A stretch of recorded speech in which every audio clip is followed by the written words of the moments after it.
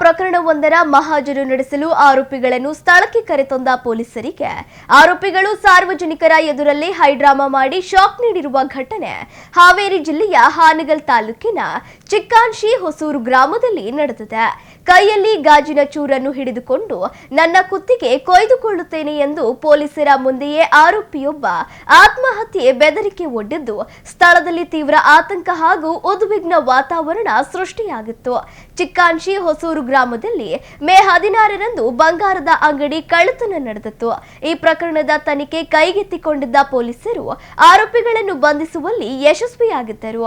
ಕಳ್ಳತನ ನಡೆದ ಸ್ಥಳಕ್ಕೆ ಆರೋಪಿಗಳನ್ನು ಕರೆತಂದು ಕಳ್ಳತನ ಹೇಗೆ ಮಾಡಲಾಯಿತು ಎಂಬುದರ ಪಂಚನಾಮೆ ಪ್ರಕ್ರಿಯೆ ನಡೆಸಲು ಖಾಕಿ ಪಡೆ ಮುಂದಾಗಿತ್ತು.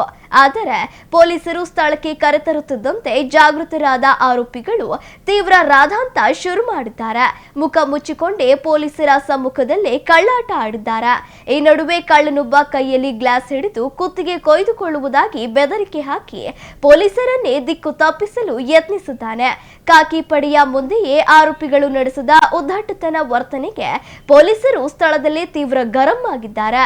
ಆರೋಪಿಗಳ ನಾಟಕಕ್ಕೆ ಬ್ರೇಕ್ ಹಾಕಿ ಪರಿಸ್ಥಿತಿಯನ್ನು ನಿಯಂತ್ರಣಕ್ಕೆ ತಂದಿದ್ದಾರೆ.